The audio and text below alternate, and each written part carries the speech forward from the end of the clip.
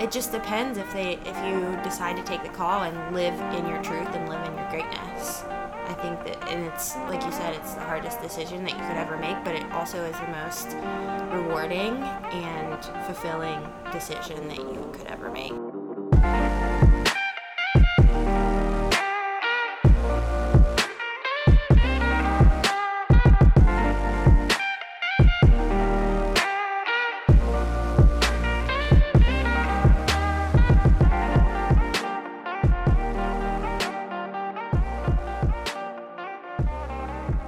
Welcome back to another episode of Morning Coffee with your host, Rick Alexander.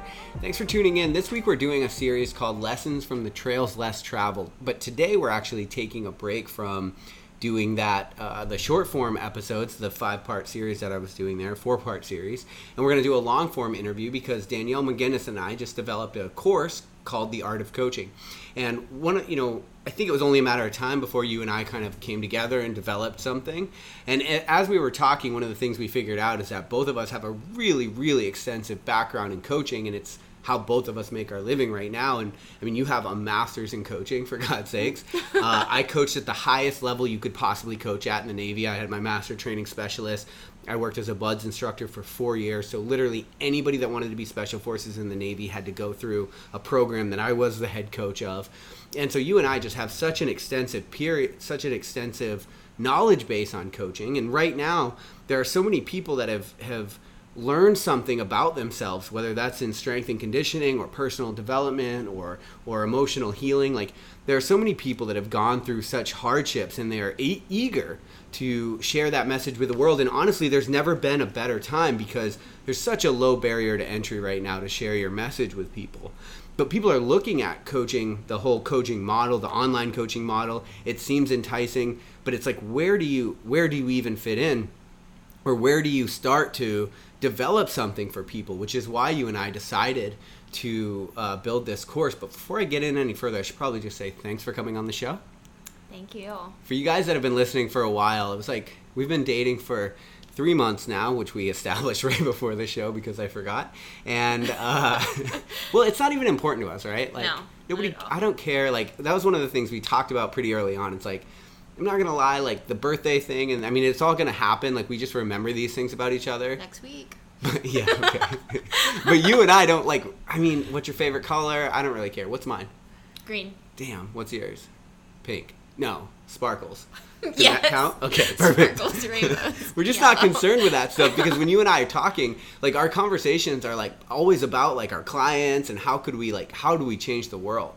And there are so many people that have such an incredible message to offer, but as they look at the coaching model, it just doesn't work for everybody, to be quite honest. And they're like, where do I fit in? And so we developed this course basically talking about all of the things that you and I know to be true about building a coaching model. And I've been full-time as a coach. Of course I did it in the Navy. I was a personal trainer before the military, but I've been full-time now with my coaching business with the Clarity Academy and the performance coaching that I do for 10 months.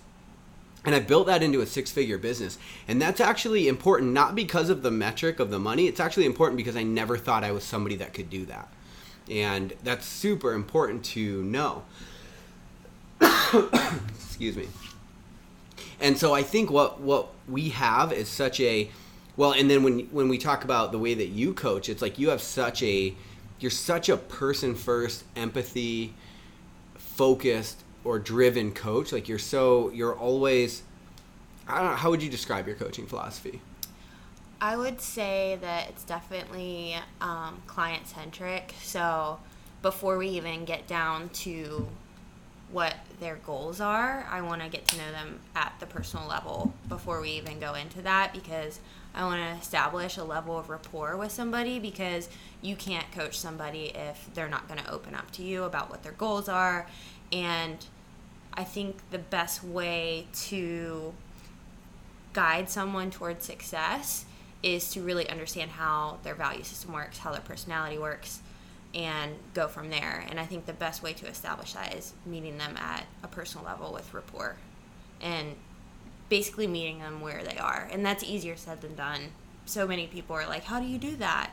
And I think that kind of brings up the question that you and I talked about do you have to be an in-person coach before you're an online coach? Right. So you can answer that question Oh, first. you son of a bitch.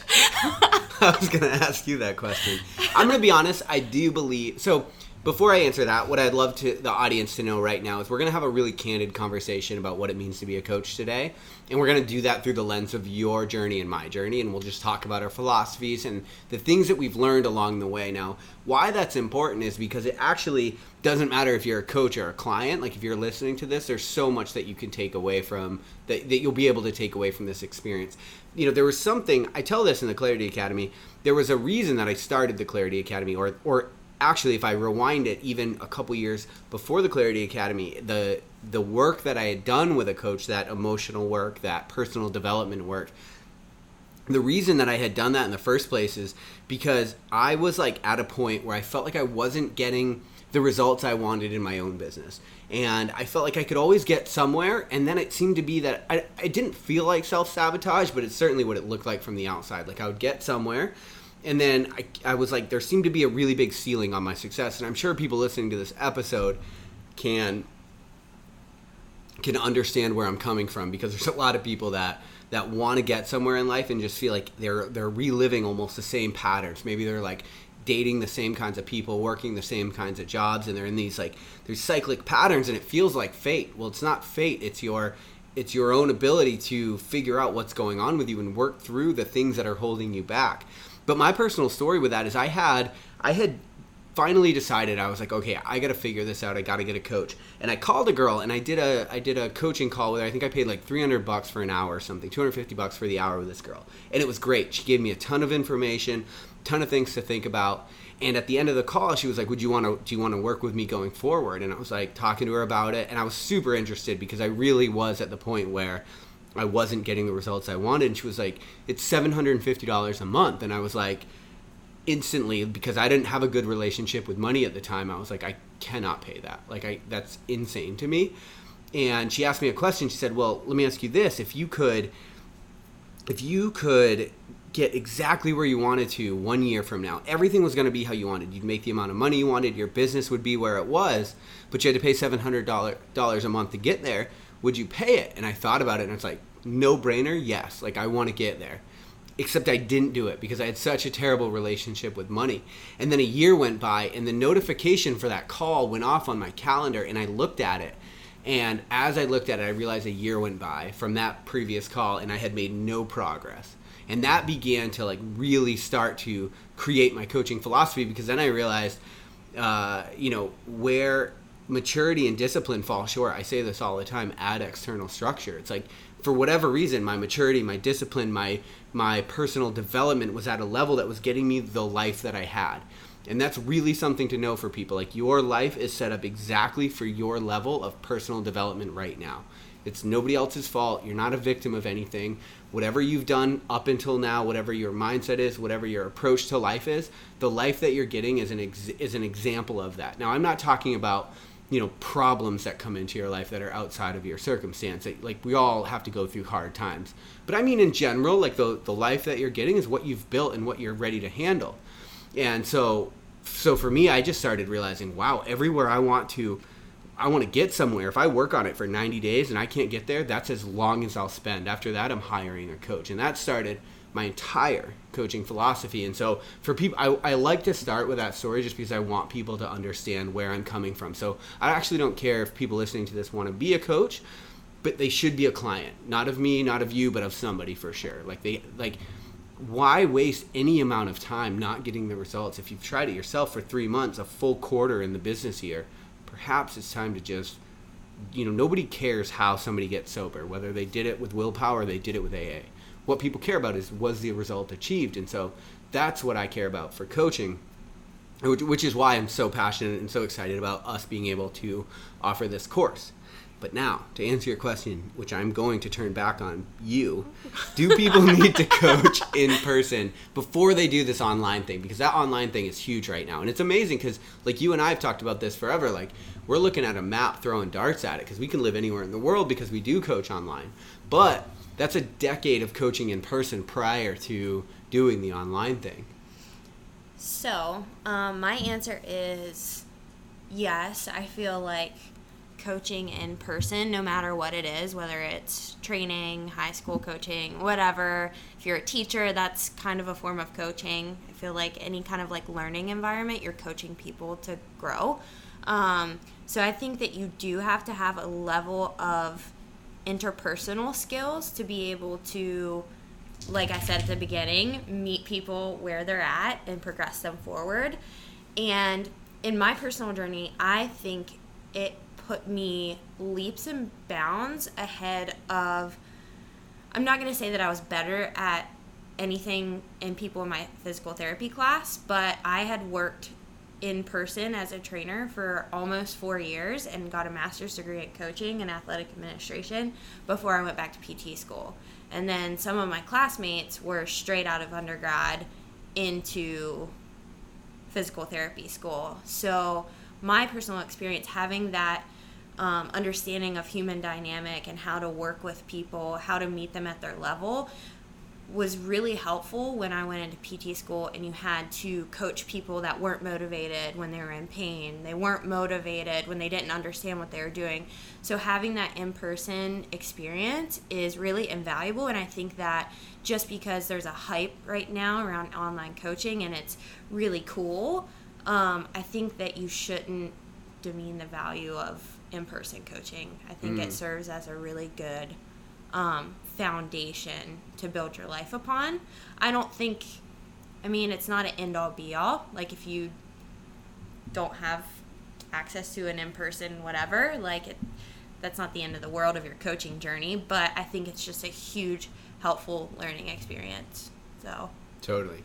I want to take a minute to acknowledge my excellent interview skills, because you gave me a question, and I put you back in the hot seat real fast. I know that. Okay, so let me ask you this then, and I would love to talk about my philosophy on this too afterward, but did you find that there was trouble as you switched from the in-person model to the online model? Like, was there a learning curve for you personally? Because you built, and this is insane too, but you built an online coaching business while in PT school, which is like something I couldn't even comprehend. I mean, I don't know if I'm smart enough to get through PT school as it is. So, but to do those simultaneously is crazy. But what was that learning curve like? So, I think there's definitely some crossover between the in-person and the online. And like I said, establishing that foundation of rapport and gathering information about your client and what their needs are is super important. And also in physical therapy school, they teach you how to subjectively interview patients. So that's really helpful too. And I kind of use that in my business. But I think that, what was the question again? Like, what was the learning curve? Like, as you switched to online, like, did you find it difficult? Like, because they are different disciplines in ways. I think your communication skills just have to be on point. And I think that I didn't find it super challenging because I just feel like I live my life on human connection, and I am really good at taking someone's mood or whatever they're presenting me with, their problem or whatever, and meeting them at that level. So for me personally, I didn't think it was that challenging. But if you're not good with human communication and you're not good with interpersonal skills, and if you don't have video access to the person, it depends on the mode of communication that you're using. If you're all in type, it's really hard to communicate a complex message with somebody, and that's where video and technology help the online space nowadays. But I didn't struggle that much. Yeah. Well, and but that's perfectly said, because you are a developed empath in a way. Like, you understand, and you've done that work. For me, it was hell. Like, that learning curve for me was rough. A way to think about it for people is the difference between talk and text. Like, when you text somebody, like, you don't always get the message across. And then imagine the nuance. Like, for us, we're talking strength and conditioning, but when you get into emotional work, it's even harder, because then it's like we're talking about really deeply personal issues. And so for me, that challenge was really hard. And the thing that's gotten me over it is just being relentless in my approach, which is like why I offer so many different things. Like, I've got the Marco Polo performance program, and then I've got like I've got podcasts that I do that are private just for like the people that I coach, that are like based on the things that they're working through. Because for me, I'm like always like, what's the approach that's going to get the point across? But for me, I found it to be a really big learning curve. And the other thing that I've had to realize is that I've got to figure out how I'm going to integrate metrics into my coaching business. And so before, I didn't do a ton of heart rate training for my endurance athletes, because I actually would rather I'd rather coach an intuitive athlete personally. I'd rather coach people to be intuitive. But then I found, but if I'm relying on intuition via online, real difficult to know, because people don't have a good idea of their rate of perceived exertion. They don't know what their RPEs are, right? They have no way of figuring it out. So by cross-referencing with metrics, like from especially like the biohealth metrics, then you can start figuring out what it is that you need to do in order to get your point across. And so that's awesome. But for people that are listening to this that are considering it, that feel like maybe your communication skills aren't super on point, like you really do have to, well, one, take our course, but two, be super relentless in your approach and figuring out what model works for you. Because that's what I wanted to talk about next, which is like, in the course that we've developed that is going to be available, we're going to launch it on Friday. We have everything literally from developing a business and coaching model to developing your mindset around money, to communicating with a client, to presentation skills, to understanding your unique genius. I mean, this is a really all-encompassing course on the art of coaching. But did you find that you had to play with the model a little bit, or did you guys find as you did that, as you built that program in order to make it work for what you were trying to do? Because your guys' model and the model that you're using now, it's a little bit different than what you would get like a standard online coach from. Well, again, coming back to, I always feel like my unique genius is being a people-centric person, and I want people to always feel like they are in control of whatever progress that they make. And so for me to give a strength and conditioning client just straight like strength balance assessment tools and completely avoid any kind of interpersonal communication would, for me, feel like there was a huge gap in the programming, and I'm not hitting on my personal unique genius, because there's certain things that you can develop as a coach and an athlete, like strengths within their personality that they don't see, that can actually enhance their performance. So if those aren't incorporated into whatever type of business model that you have, then you could be missing out on huge results just because you're focused on objective metrics. Right. And that's a great point, and that's part of what we've developed into this course. But it was a question you asked me as we were talking through the course and how we were going to build it out, which is like, what do you think that what do you think you're not, the thing that separates you as a coach is? Like, what makes you the best coach? And for you, it's that empathy and that compassion, but also it's more than just empathy and compassion for you, because you have a dedication to the client. And that's the part that struck me just as we started dating and like looking at your workflow. It's like you're always sending your clients like messages and shit. It's like, that is like over the top. Like, just, you don't have to do that, right? But that's you're leaning into you, and you built you into the model. And that's why I think it's so important to understand what it is that you bring to the table. One of my most popular quotes on Instagram is, once you understand what you bring to the table, the last thing you'll ever have to do is ask for permission to sit at it. But you have to understand what you bring to the table so you can lean in on it and build your model around that. It's like, there's no one way that anything has to look in this life. And that's, I believe that through and through, no matter what the business is. But for me, one of the things that you and I were talking about is like, so what I would consider to be one of my like really strong points is I'm such a solution-oriented person, but I also think I don't think linearly at all. I think very laterally. I think outside of the box, and there's no solution to me that I won't consider, at least in my own mind.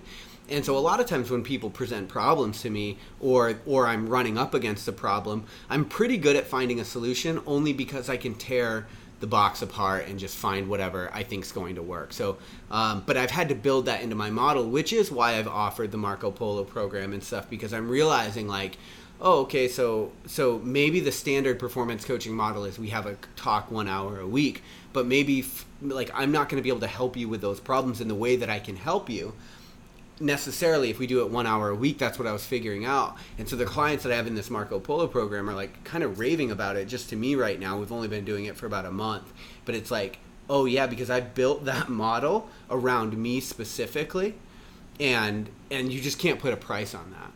Well, I also think that, as hearing you say that and then understanding how you work, but I think also like investing in yourself and getting a coach, as you spoke to earlier, is so important because you understand like what works and what does not work. Even as a coach.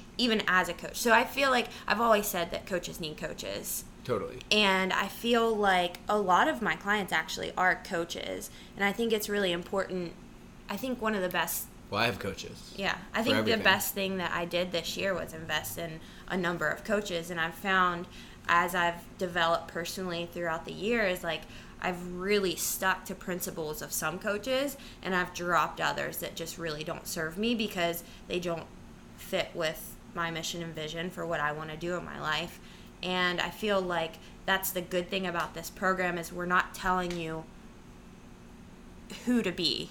Yeah. We're telling you how to develop your business and how to be a great coach based on who you are. Whoever the hell you are. Yeah. Yeah, totally. So I just think it's really important to, invest in yourself and understand that just because you're currently a coach doesn't mean that you can't be coached. Right. And so, it's funny because I look back at that kid in a lot of ways who was like too afraid to invest in himself and like didn't want to. And now, so right now, literally as we speak, I have an endurance coach. I have a public speaking coach. I have what other coaches do I have? I think those are the two I have. Girlfriend that's a coach. Girlfriend that's a coach. Okay, so that's it. So the two areas that I hit 90-day marks, and I was like, and I went even too long on the endurance thing, but I was like, not really getting where I want to get.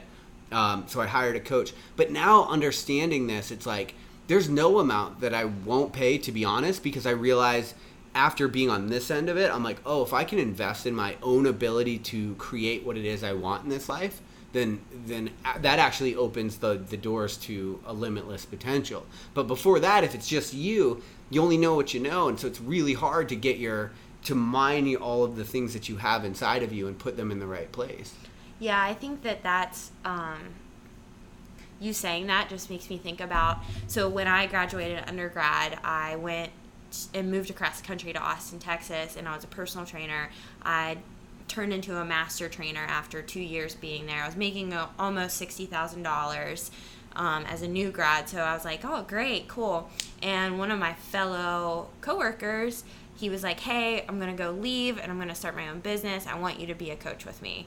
And I didn't have enough faith in myself. I needed the substructure of a bigger corporation. Because you were at 24-hour. Yeah, because I didn't feel safe enough, and I just couldn't believe in myself enough to go out and be a coach on my own. And it's just so funny that after all of this time has gone by, here I am owning my own business, just relying strictly on myself. Took you this long to get there in a lot of ways, And honestly, I would not be here if it wasn't for coaches who told me that I could do this. Totally. Because in my mind at that time, I just didn't think it was possible. To just go all in on yourself. I was like, the metric, the success, it was all there right in my face. Like, but I needed a coach to be a mirror and say, like, no, you're a fucking rock star. Like, go out and heal the world because that's what you're put on this earth to do. Yeah, totally. So. And standing in that truth is super difficult for people. Oh my God, it's the hardest thing that you'll probably ever go through as a coach, entrepreneur, business owner, whatever. Totally. Which is why I kicked this episode off talking about the fact that it's like taken me about 10 months, gone all in on my business and developed it to a place where I'm actually like pretty comfortable financially, pretty comfortable with the products that I offer. But what's most important is I actually just feel free. Like I feel free to like to help people in the way that I feel like I want to help people. Like I don't think there's a model that I'm beholden to, and that's the beauty of the online model. It's like once you do figure it out, once you figure out how to organize your thoughts, because the reality is that like it's your subjectivity that's going to make you a great coach. It's the things that you've gone through, the things that you've struggled with that are going to make you a great coach, which is a great question, which is a question that I have for you, and it's one that I've pondered quite a bit, which is, do you think that great athletes or great performers at whatever they're coaching make great coaches? It depends. It depends if they take the call. I feel like some people just live small because they don't have that vision of expand. Like, I don't know. What they could do? Yeah. Totally. Yeah. And because I was coached, and I was telling you, my high school basketball coach, she would always be like super hard on me, and I was like, oh my God, why are you so hard on me? But it was only, like, looking back, it's only because she saw, like, greatness and this great potential in me. And back then I was like, right. Why are you yelling at me? Right. But, like, I don't know, I lived small for so long, and it took me so many years to actually answer the call to greatness. And I think it was just some coach along the journey. It could be you, actually. But in the Clarity Academy, you mean? Yeah. I think that it just depends if you decide to take the call and live in your truth and live in your greatness. I think that, and it's, like you said, it's the hardest decision that you could ever make, but it also is the most rewarding and fulfilling decision that you could ever make. Yeah. I think in my perspective, it's something I've been talking about for a while in my content, or I mentioned a few times, but it's like sometimes we feel like we've fucked up a bunch in this life, and we feel like we're kind of broken, and we're like, man, I don't, it feels like you're looking at your life and it all feels busted up. And it's like, this is one of the ways that you can put pieces together, and really, if you help heal people in the way that you've been hurt or the way that you've fallen down or failed, like if you impact the world in that way, it's got a level of intrinsic meaning that I can't get across, and I can't articulate it properly because it's so incredible to be able to do that. And so the reason I'm saying that is because the way that I kind of think about this question is, great athletes, great performers, they could be good coaches, but it's definitely not a prereq. Because a lot of people that are listening to this probably that are like, yeah, but I'm broken, and I don't know if I'm a good coach, or like, I couldn't do that. It's like, no, you could. Now, you do have to be able to, you have to figure it out for yourself. You have to get a coach. You do have to do the work yourself. But all the places you've stumbled are the reasons that you could be a really, really good coach in this world for people. Yeah. I mean, one of my favorite quotes is, don't shame the parts of you that broke you open, because the world needs to have you open. So all of those parts that, make you feel broken and make you feel shamed are there because you're supposed to spread that to the world and heal the world. And whatever you do, whether it be performance, whether it be personal development, whether it be strength and conditioning, whether it be like your personal healing journey, whatever it may be, I just think that if you get past the self-worth and the shame, I think there's a lot of greatness beyond that. And I think a coach is a perfect mirror to show you that, like, you can see past the shame and see past the self-worth and actually show you a true mirror of who you are. So yeah, totally. One of the things that has been great for me is, or was just a really great opportunity, is when I was in the military, when I was a BUDS instructor, I was sort of the lead instructor for the phase that I was overseeing, and so I would get to be in on some like decently high level conversations about how best to coach these people and develop them, right? And of course we're looking at like the elite of the elite in this case. When less than 1% of the world's population is in the military, less than 1% of that 1% makes it through a special forces program. So you're really dealing with a really small group of elite performers in a lot of ways. And we would have these conversations about, when we're putting them through this program, are we making special forces operators or are we finding them? And my argument was somewhat that we were finding them in a lot of ways, because I always felt like there was nobody that could really, like, I was going to be this. Like, there was nothing that was going to stop me from being this. But I think it's actually a combination after being there for 4 years, having really high-level coaching conversations. There's a guy that wrote a book called The Talent Code. I can't remember the author's name, but he came and lectured, and we got to have a really cool conversation with him, because we were trying to figure out how many opportunities should we give people to pick up the material that we're coaching them, especially once they've been selected and we're like, actually now we're really just coaching you on how to be a good operator, how to shoot, move, and communicate at a really basic level. Do we give them 2 chances to pass the test? Because when I went through, it was you got 1 opportunity, and then basically after that you basically got 3 opportunities. You'd get a roll, but if you got rolled for more than one thing to the next class behind you, then you'd get kicked out. And then they started opening it up, and a bunch of people that had already been through were kind of pissed because when I went through, it was like, well, we only got one, whatever. Yeah. Well, one of the points that they brought, which I had to really step back and think about is, okay, but the guy that takes, what they're finding is the guy that gets it on the first try isn't nearly as good as the guy that gets it on the fifth try. Because the guy that gets it on the fifth try has five more times practice. Yeah. And so you have to you have to leave space for that in some way. And to bring that full circle, one of the things that I've really started to realize is the people that have the biggest struggle with this stuff, they could become the best coaches. And it's actually, I mean, you have such a myopic view of the problem that when other people are dealing with problems, you're so good at talking about what it took to get you there in a lot of ways. Yeah, I think that a lot of people look at what they've done thus far, say they've tried a coaching journey or whatever, and they deem it as a failure. As a client or as a coach? As a coach. Okay. And they try to go out and coach at a, say, 24-hour fitness or something. Yeah. And they coach there for a month, and they're not satisfied. They thought that they were going to make more money than what they anticipated. And so they quit, and then they look at that as a failure. I think that oftentimes when we look at failure as an end-all be-all, that can totally end something, but maybe we just weren't working in our unique genius. So that's something in the course that we're going to talk about is like developing your personal niche. So like, who is your target? Like, what are you really good at? So for me, when I would work in PT clinics, I feel like young female girls, I could just literally give them anything in the whole entire world, and they would just be the most empowered humans when they got to work with me. But if I worked with 65-year-old males, they weren't as empowered per se. Totally. So it's finding that unique genius, that personal niche, and like really honing in on that. And it did take me a couple failures, in quotation marks, with some older gentlemen to understand that that's not my target audience. Right, and it doesn't need to be. Right. And also, I think that just looking at your failures as learning lessons and...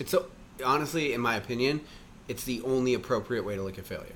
Yeah, There's no other way that's going to leave you with a life that's worth a damn. So, here's a story. When I was in physical therapy school, we had practicals where we had to basically like mock simulations of basically an examination of a patient. And I went into this ortho practical, and I was like, I'm going to just do everything by the book, exactly by the book, exactly how they said. And I went in, forgot everything, failed the practical. It was terrible. It was awful. And so I met with my professor, and he took me in, and we talked through it. And he's like, no, seriously, like, how would you approach this patient? And I just went through how I would personally actually do it as opposed to going by the book. And he was like, see, you're a damn good PT. I know you're going to be a good PT. Don't try to do things by the book. Like, do it how you're good at doing it. Explain it how you're supposed to explain it, you know? Yeah, don't box yourself in. Yeah, and I think a lot of people do that when they fail. They look at it and they're like, well, that's over. And it's like, no, all you need is a different perspective, you know? Right. So. You know what, I couldn't agree more, because I was, I'm just thinking back to my days, you know, in the military, it's like we would do these student critiques where they would get a chance to critique all the instructors, and they would rank us like 1 through, 20 or however many instructors there were. But I was consistently number 1, like by a long slot. And I'm the failure. You're the number 1. It sounds super cocky, but the reason that I was is because I literally like threw the playbook out when I was dealing with them. I mean, like, there were... That's what you have to do. I would look at, okay, what can I get away with? What are the limits? What are the left and right limits here? Like, what's the constraints on me? Like, what's going to put me in jail? What's not okay to do? What's right? And then outside of that, I would be like, okay, well, I know how to get results. Like, I know how to talk to humans, right? And so I'm going to... I was a student, too. I remember how to be talked to. I remember the coaches I liked. I remember the ones I didn't like. So you're going to get the human version of me every time. Now, some people didn't like it because I was, like, pretty rough around the edges at the time. Like, I was very much in my ego, and I was very much, driven by metrics that I no longer care about that much anymore. But for that environment and that time, it really worked. But the thing that separated me is that they're really, like, other than I would keep the rules, and outside of that, it was like, I'm going to tell you the real shit. Like, I'm going to tell you what's worked for me. I'm going to tell you exactly what you're getting yourself into right now. I'm going to tell you exactly how it's going to go for you. And I'm going to tell it to you completely unfiltered. And every once in a while, I'd get in a little bit of trouble. But for the most part, it separated me apart as a coach. And it's like, it was perfect. There's no reason to be something you're not in this life, because it doesn't work ever.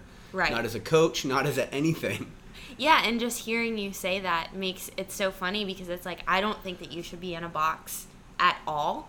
But, like, your box is going to look far different from my box. Right. Totally. The way you coach is way different than the way I coach. But that's okay. Because it's going to work for different people. We're all trying to heal the world, fix the world, and make better humans and coach better people to be better. So I think you should keep that in mind, too. Just because, you think you should be one way doesn't mean you have to be like Rick Alexander or Danielle McGinnis. Totally. Like, what do you know works? Like, what's worked for you? What hasn't worked for you? Get rid of that shit. Don't use it. You know what I mean? Like, stop pushing a solution that's not working. If it's not a square, stop pushing it in the square hole. Right. Or, the circle hole, round hole. I'm done. Okay. All right. So one thing I do want to talk about is that I really think made me a decent coach, and it's been the best gift I could have ever imagined, and it's something I never would have realized. So one, when you teach something, you understand it better. You just do. You have to. It forces you to, because you have to break it down at a level that other people understand it. And if they're not understanding it, that's your problem, not theirs, right? As a coach, that's the deal. You can't be like, well, they don't get me. And that's a lot of coaches you see. Like, well, they don't get it. And it's like, right. Your job is to make them get it. And so if they're not getting it, that's on you. So there's that byproduct. And the other part of it, though, is there's an inherent responsibility. Like, for me at least, like, if I try to coach somebody and I don't live that life myself, like, I don't live the things that I'm saying, if I'm not doing, so for the Clarity Academy, like, if I'm not facing these shadows and stuff myself, then I just feel like shit. But two, I feel like I can't coach it well at all. Yeah. And so it's like, it's also a calling in a lot of ways to, like, really step up to a higher way of living, because as a coach, like, you are holding people to a standard, and if you don't hold them to if you don't have that standard yourself, the people see right through it. Yeah, I think that, obviously with my last business I built, like, our slogan was live it, breathe it, be it, and I made that up because literally I felt like every part of my soul I had to live what I was preaching. And I think that so many people, now that you see the online space getting bigger and bigger and bigger, I think that everybody sees different people succeeding and they're like, oh, I'm going to succeed like them. But it's like, no, to succeed like them, you have to live what they live and do what they do. Do you want to do that? Probably not. Right. And for me, I think a lot of people look at me and they're like, oh, she's the girl that posts every morning, and super early in the morning. It's like, yeah, because I get up at 4:15 in the morning and I live my message. That's what I do. Yeah, you do. That shit's real. Yeah, so I think that whatever, message you're trying to preach, I think a lot now my message is shifting to more a holistic healing approach. And for me, I've found that, I had to go through the holistic healing, like the emotional roller coaster, the deep, dark corners of my emotional childhood healing and all of that stuff, because how in the world could I teach people those, like, deep painful getting through those painful experiences if I didn't do it myself. Totally. So I think that when you are a coach, you should definitely embody your work, because something feels very disconnected if you're not embodying your work. And I think you should listen to that too. But as a client, if you're working with a coach, I feel like that is like a prerequisite before you choose a coach. Do they live their message? Do they embody their brand? Are they who they say they are? Because that's going to say everything about the results that you get from the program. 100%. I remember when I was 19 going through selection in the military, and I remember, like, you've run and you swim miles and miles every day, but I remember the instructors that didn't do it. Like, I remember the ones that would tell us to do it and they wouldn't do it themselves ever. You don't expect them to, like, go through the whole thing with yourself, so it's a huge kick in the balls. But I would watch the ones that would, like, never do it, and I would just zero respect. Like, and I'm 19, and they're, like, proven. Credibility is gone completely. And I wasn't sorry for that. I was like, I don't care. Get out of my, like, I'll listen to you so I don't get in trouble, but like, just so you know, like, your word means nothing to me. Well, I think that's a level after you establish rapport with someone can really tell if you live in integrity with your message. And I think that that's going to build that intrinsic trust within whatever you're trying to coach. Right, totally. And and then when I came back as an instructor, I had, of course, it's all running and swimming, but I was competing in strongman at the time. Yeah. And I was a lightweight strongman, which was 235 pounds at 5'10". And I was like, I'm 194 right now. And I was like, that's what got me back into endurance is I got there and I was like, dude, I cannot, doesn't matter if I have a 600 pound deadlift. I have to be the example. Like, I can't preach what I'm not doing. And so I just started running and swimming constantly with all the students. And like, there was a rough year where I was like 230 pounds, like running on the beach. But I'm like, this is what's going to happen. Like, I cannot not do this. But the other thing that happens is you develop if you can develop a level of self-awareness as you're stepping into the responsibility of being a really good coach and living your truth, living your message, that's going to make you a better coach too, because you're submitting yourself to the adversity that your clients are going through. And so I can't even tell you, like, for me, just forcing myself to do, like, I do the Clarity Academy with every course that goes through. I make sure I do the journaling assignments, the whole deal. I even watch the lectures that I did because there's some things I might forget. But one thing I'm realizing in doing that, we've run through it 3 times now, is that I'm constantly learning things that's going to make, that then I bring to the coaching calls. And I'm like, hey, you guys, I just want to open the call by talking about this. Here's what's happened to me, and here's what I'm thinking. And people are like, damn, I didn't think of that. And it's like, yeah, that's the joy of like being able to step into the responsibility of it. It's like, it's rough to step into that, but at the same time, it's going to make you such a better coach. I agree with that fully, for sure. Totally. I want to talk a little bit about some of the other parts of coaching. So you get into coaching to, let's say you want to be a strength and conditioning coach or whatever it is. You get into it because you have an inherent love for strength and conditioning. Maybe it's changed your life in some way, and you should build your philosophy around what it's done for you in a lot of ways. But then you also end up with a whole other bunch of stuff. Like, you end up with admin work. You end up running a website. Like, I'm the most tech illiterate human ever to run an online business, right? And so I want to talk about that journey a little bit. Like, what's that been like for you? I know we've talked a lot about it, but just for the listeners' sake. Well, for me, luckily, I'm kind of tech illiterate, but not really, because I'm also really good at figuring things out. Google is a great tool to figure things out, and there's no excuse why you can't figure out something via YouTube. It's just going to take you longer.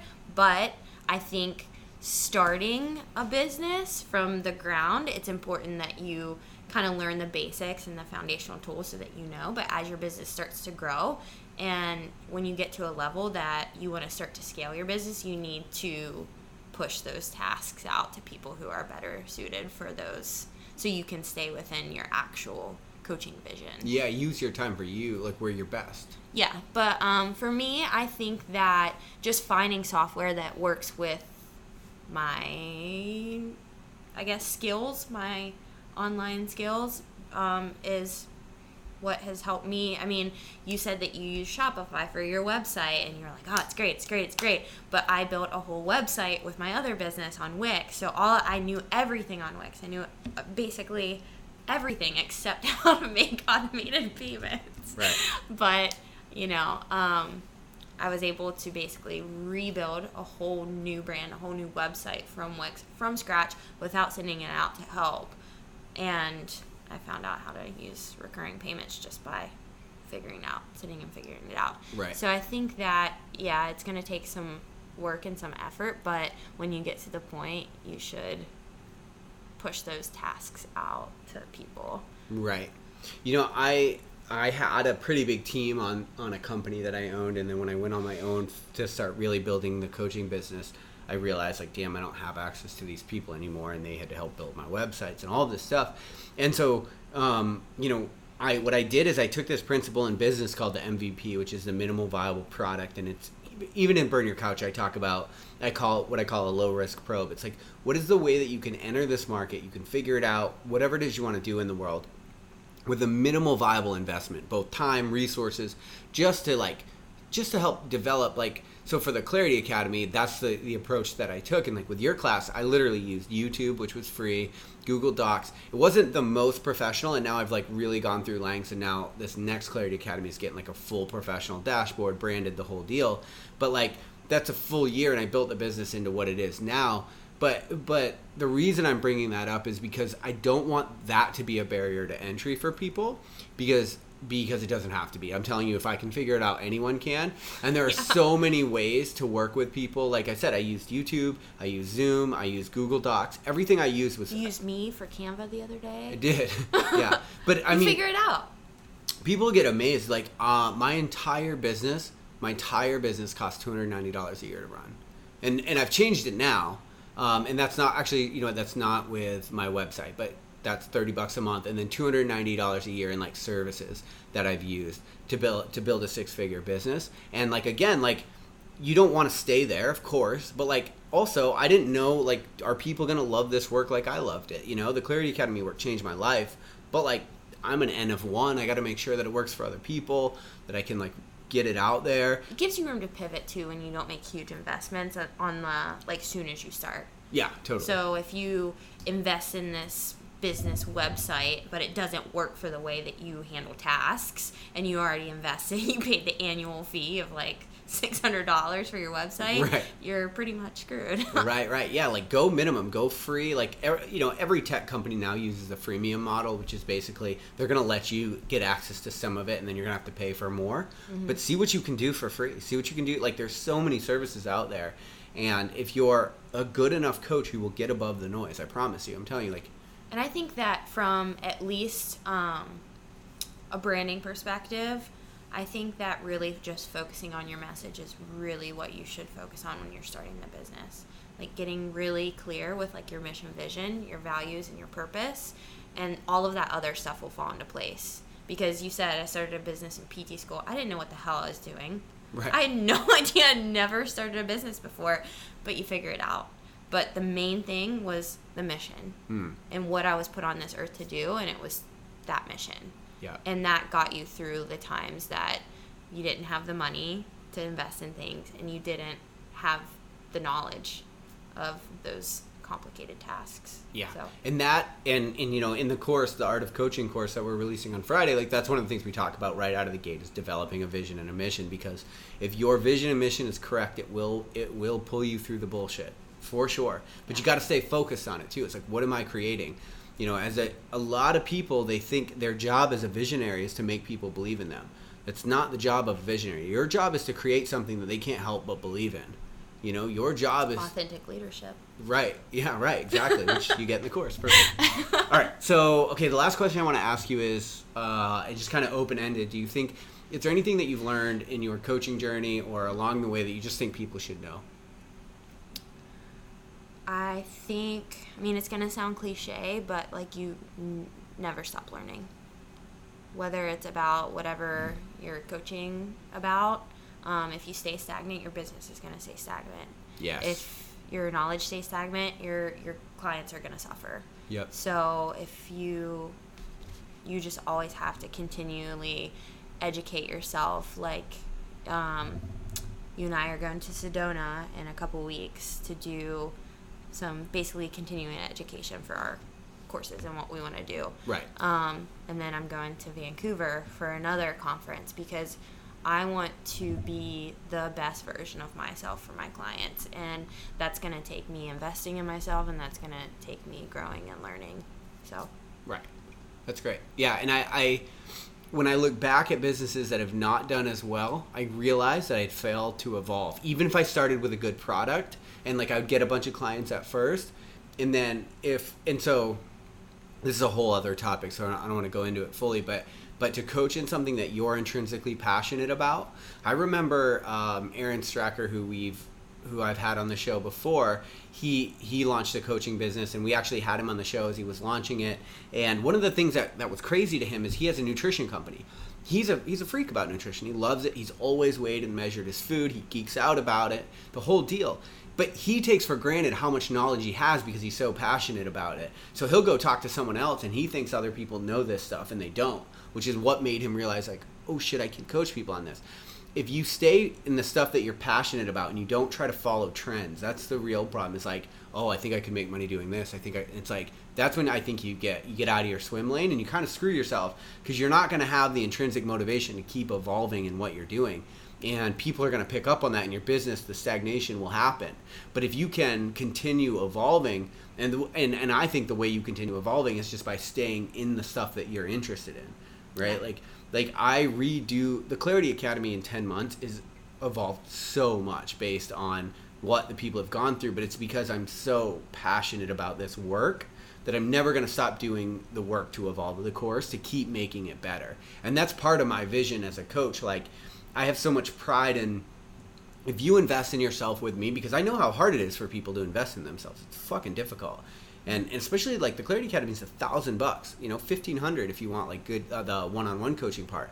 And so it's like, it's not a cheap investment, and I get that. So my thing is like, look, if you get it, I'm going to give you lifetime access to this material, which what that really means is you get lifetime access to me continuously evolving myself through the years. Yeah. And I'm going to be leaps and bounds ahead of where I started, because this is my passion project.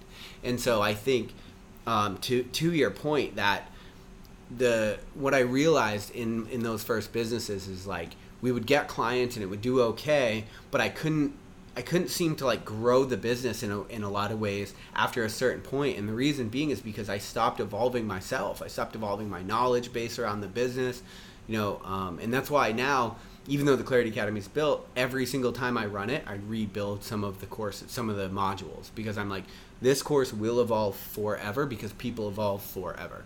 And evolution does not go backwards. And so don't you think you can like trust like, oh, I know a couple of things, seems like people are paying a lot of money for this. And I think that's what's giving coaching a shitty I think as you say that too. So I mean, we've been talking about coaching and whether that's personal development or healing or whatever, but it just made me think of when I was in clinic as a PT student. I was shit on so hard by some PTs in the clinic that refused to look at new models. Yeah. And the way that I approached healing and physical therapy, they thought it was just radical, basically. But the thing was, I was getting to a level with patients that they couldn't get access to because they were so stuck in their old ways of old physical therapy models. And it's like, no matter what your education is, no matter how much experience you have, you can always continue to evolve. And whether you're not evolving knowledge, whatever, if they choose not to do that, that's fine. But you should always be evolving your person. So, 100%. Yeah. Yeah, I think whatever, I think you can just grow and learn. Yeah.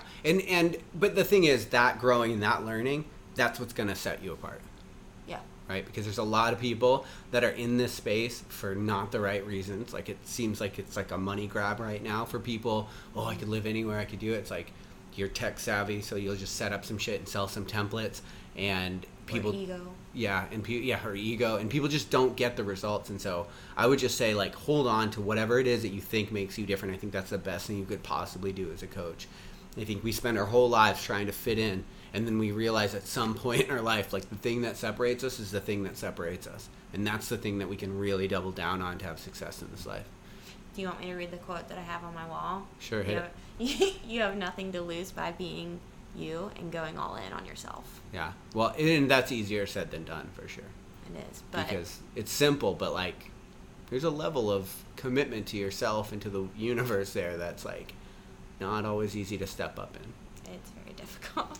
But that's why we have a program for it. Yeah, totally. Okay, so, all right, so we're going to launch this course on Friday. The way it works is it does not launch in cohorts like the Clarity Academy does. So whenever you sign up, you'll get the first module, and then it's going to get dripped out. It's one per week for 6 weeks. Plus, we have some bonus content in there. There's lectures, there's podcasts, there is worksheets to help just, it's basically like, it's not what, it's like we struggled in how to name this thing, because it was like, are we telling people how to start a business? A little bit, but really we're telling people how to develop themselves as a coach. Like, how do you develop your philosophy? How do you take the information that you already have and then deliver it to people in a way that changes their lives? Because that's That's, I think, what the market's missing right now. That's what people are missing. It's like there's a million how to start a business books and articles and whatever the fuck you want to do in that space, but to really like develop yourself heart first, that's a different conversation, and that's why we developed our course, The Art of Coaching, which will be available on Friday. So what is your Instagram? At dbird20. I'll be honest, there's not a listener on here that doesn't know your Instagram, but you're at dbird20 and I'm at @RickAlexander_. We'll link up the course in both of our profiles. I'll have it in there for about a week. I do have the Clarity Academy launching again in a week, so I'll probably change that. But it'll also be on both of our websites, and your website is? www.iamalphafem.com. Cool. And I'm rickalexander.com. And so it's either go to our Instagram. You could also shoot us a DM and we'll just send you a link for it if you're interested. This is going to be kind of work through it at your own pace, 6 weeks. Just really figure out what you think about the world and how you can take that information and change people's lives with it. Danielle, thanks for joining me. Yeah, I'm gonna finish this. Hit it. So many people have been asking us, when are we gonna do things to change the world? And we have been like linking up for 3 months, figuring out how we're gonna change the world. And this is the start, so. This is the start. Yeah. Awesome. Thanks, guys. Khalifa man. I used to think there was no making it out. But if you work hard for it, then it comes to you. All it takes is time and patience. Just gotta set your goals and you'll make it there. Never let them tell you that you can't. Try sticking to the plan. Don't let anything get in your way. The best part about it's the process. And if one person get it, we all can get some. Never gonna leave you out. Never gonna let you down. We started, so we gon' finish. I'll be there anytime you call. If I got it, it's yours. Something worth fighting for. I know they wanna see me stop, but I don't ever give them what they want. No, I ain't never giving up. No, I ain't never giving up. No, I ain't never giving up. No. Yeah.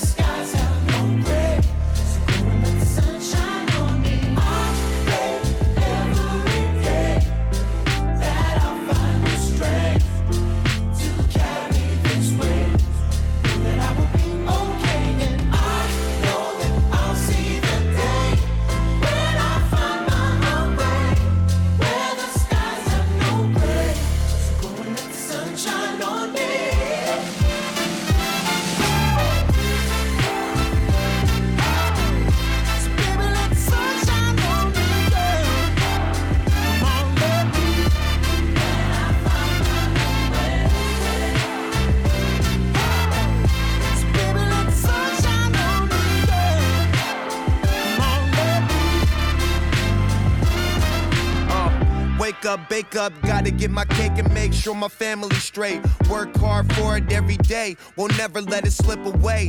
Got a grip on it, knock that chip right off of your shoulder, throw a zip on it, get an old school and throw some switches on it. Looking older when we pose for our pictures. I suppose that's what we thought it felt like when we get here. Ain't no opportunities missing. Took advantage now instead of corner offices. We putting records out and our dogs is getting rich. Tell the judge keep them sentences. I'm free as 0 cents. Our bread long 0.